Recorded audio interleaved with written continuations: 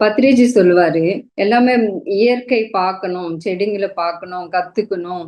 நான் காக்கா கிட்ட கத்துக்கணும், கோழி கிட்ட கத்துக்கணும், நாய்க்கிட்ட எல்லா ஜீவராசிங்கள்கிட்ட நம்ம பாத்து பாத்து எல்லாமே நம்ம கத்துக்கணும். தியானம் பண்ணணும். அந்த இயற்கையோட தியானம் பண்ணணும். அப்படி சொல்லுவாங்க. ஏன்னா எதுக்கு சொல்லுவேன்னா, அது பாத்து கத்துக்கிட்டு கத்துக்கிட்டு தான் நம்ம வந்து அந்த வேஷ இருந்துட்டு நம்ம அந்த அன்போட இருக்கு அப்போ வந்து அந்த மைண்ட் எக்ஸ்பேண்ட் ஆகும். அதனால அதனால எனக்கு புரிஞ்சுது. அப்போ வந்து நான் மாலதி மேடம் கிளாஸுக்கு போகும்போது அந்த புக்ஸ் நேம் தெரியாது எனக்கு.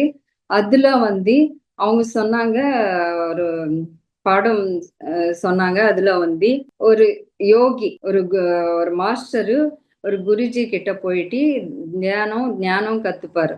அப்போ வந்து செடிங்களுக்கிட்ட பேசுறதுக்கு பழக்கம் ஆகும் அவருக்கு பழக்கம் ஆயிட்டு அந்த செடிங்களுக்கிட்ட எல்லாம் தண்ணி கிட்ட பேசிட்டு அது அன்போட பேசிட்டு அவங்கள கிட்ட அவங்களே பேசுற மாதிரி அந்த ஃபீலிங்கோட அந்த புக்கு அப்படி நிறைய இருக்கும். நிறைய விஷயங்கள் இருக்கும் அந்த மாதிரி புக்ஸ். அது வந்து 9 இயர்ஸ் பேக். அது வந்து எந்த புக்கு எனக்கு அந்த நேம் தெரியாது, மறந்துட்டேன்.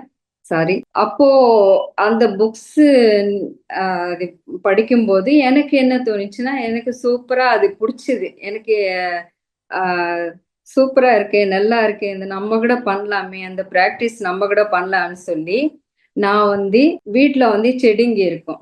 அந்த செடிங்களுக்கிட்ட உட்காந்து, நான் அந்த செடிங்ககிட்ட பேசுறேன். அப்போ வந்து எனக்கு ஒண்ணுமே புரியல.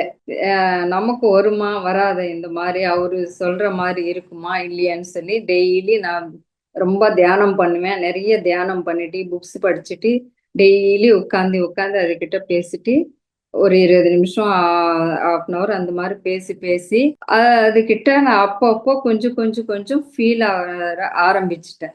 எப்படின்னா, அது வந்து அந்த உணர்வு அந்த நிமிஷத்துல, அந்த செகண்ட்ல இருக்கும். அது எப்படின்னா, நம்ம சின்ன பசங்கள பார்க்குறோம்ல, பார்த்த உடனே அவங்கள கொஞ்சணும், முத்தம் குடுக்கணும், அந்த மாரி இருக்கும். அதே மாரி செடிங்களுக்கிட்ட போயிட்டு, அந்த ஃபீலிங் ஒரு டச் பண்ணா அந்த மாரி இருக்கு. அ அத முத்தம் குடுக்கணும். அவங்க ஃபீலிங்ஸ் நான் புரிஞ்சுக்கிறதுக்கு ஆரம்பிச்சுட்டேன்.